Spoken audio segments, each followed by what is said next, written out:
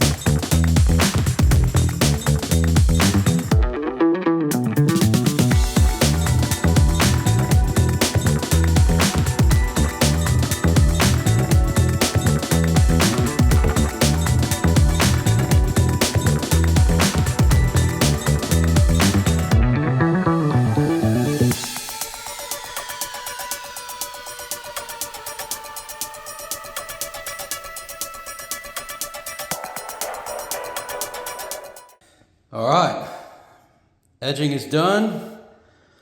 The main floor, first sand is done. Had a lot of up and down in this floor, which is a little bit surprising since this is select grade red oak. But, you know, it is what it is. So what we'll do now is fill this with the wood filler and then hit it with the 60 grit. All right, so we've got all the wood filler in. We're gonna let this dry, then we'll come back and we'll hit this with the 60 grit. So, making progress.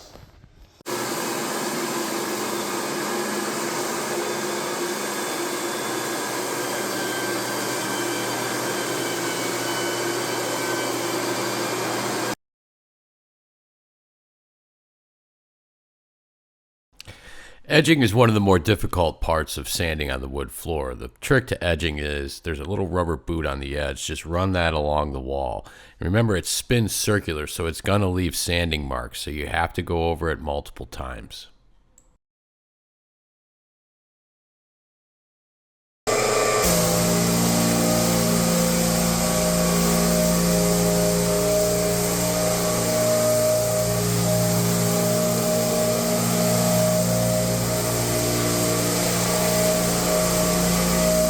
All right, so let's talk about the cost of doing a hardwood floor by yourself. So I used select red oak 2 1/4 plank, which was $2.86 a square foot. I needed 210 square feet, so that's $600.60. Now I bought my stuff from Oak Floor Supply in Fort Worth, Texas. Shout out to them; they are awesome. Always take care of me. While I was there, I also bought a 1-gallon bucket of wood filler. So, and then I had to rent the drum sander and the edger. That's $140, and that included the 3 different grits of sandpaper for each. $53 for a gallon of polyurethane, $42 for a gallon of stain, $35 for applicators to apply the stain and the urethane finish. So, total of $900.60 plus tax, $975. So, $975 divided by my 210 square feet is $4.64 a square foot. To install my floor took 3 hours. To sand it took 4 hours. To stain it took an hour. And to put 2 coats of urethane on it took an hour. So a grand total of 9 hours of my time.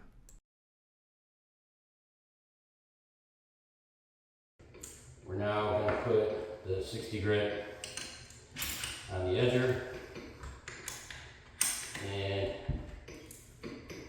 we'll get this in, get all our edges done, then we'll do a final review for any more holes, spots that need to be filled in, and then we'll do the final sand at 120. All right, so all of the sanding has been done, cleaned up. So we're now applying the stain. I'm applying it with this lamb's wool cover. So the only thing you gotta be careful with these is you gotta do long strokes, and you can't lift it up. Otherwise you leave yourself a nice big stain mark. So you have to do long strokes all the way across. Anyway, all right, we'll let you know how it looks when we're finished here. Looking forward, see ya. Okay. There we go. There's our finished, all right, that's the stain applied to the floor. Looks great.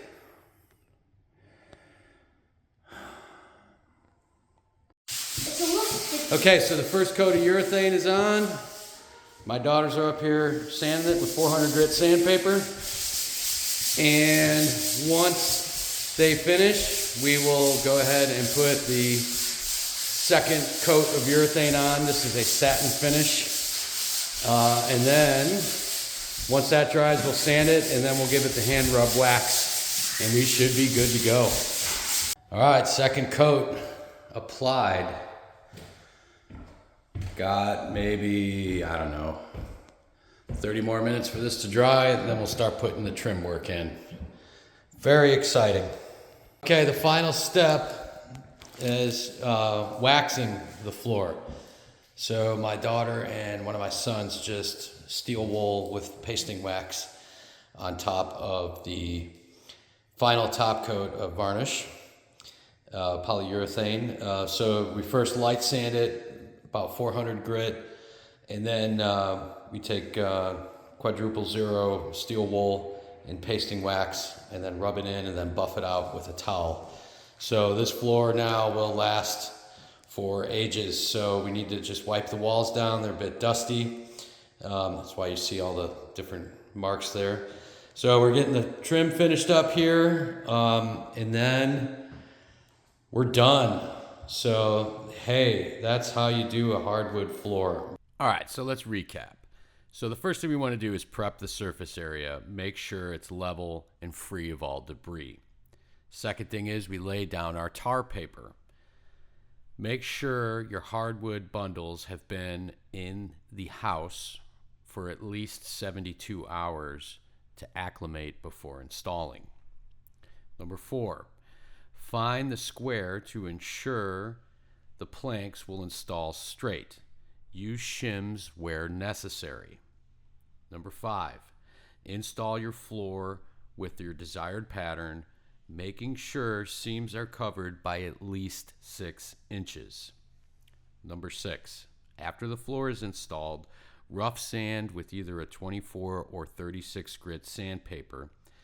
Normally we would start with a 60 grit sandpaper. However, in this case, we had a lot of up and downs where we needed to use the 24 and 36 to get that leveled out to begin with. Number 7, apply your, after your first sand, apply your wood filler to fill in all the holes and seams. Number 8, your second coat or your second sand, use your 60 grit on the drum sander and on the edger. And then number 9, your final sand, use the 120 grit with your drum sander and edger for the fine finish, the final sand. Once that's done, number 10, we're going to vacuum and clean the wood floor. Number 11, we're going to apply the stain evenly with a lamb's wool applicator. And you got to make sure you really press hard and wipe it very clean because if you leave it sit for an area, it will show darker stain in one area. So you have to really apply it evenly. All right, once we're done with the stain, that usually takes about 18 to 24 hours to dry. Then we're going to apply our first coat of polyurethane top coat, and we're going to use a 4 to 5 inch brush to apply that. Number 13, we're going to light sand the polyurethane with the 400 grit sandpaper. And when I say light, I mean really light. So you're literally just moving it back and forth. That usually takes about 2 hours to dry. So once that's been sanded, we're going to apply our second coat of polyurethane, which is number 14. We're going to light sand that again, number 15, with your 400 grit. And then after that's been light sanded, we're going to hand rub wax with quadruple zero steel wool and pasting wax. And then we buff that out with a towel. Now, typically the hand rub waxing is done with other varnishes like lacquer finishes. Polyurethane is not really required, but I do it anyway, the hand rub wax, to really give it that sheen that you're looking for. 1, 2, it's also to protect the wood, even though the polyurethane is much more durable than a lacquer finish. Anyway, so I hope you enjoyed this episode of The Common Sense Dad. This actually completes the office upstairs in the master bathroom remodel. So I'll put a link in there. You can see it we actually did a playlist on the master bath remodel, which is still ongoing, but I'll link it in there. Thanks for watching so much, everybody. And if you enjoyed this video, please hit the like button. We're very grateful. And if you have any comments, anything you want to add, anything you like or didn't like, or you have any questions, I'd be happy to answer them. Thank you so much, and we'll see you on the next episode of The Common Sense Dad.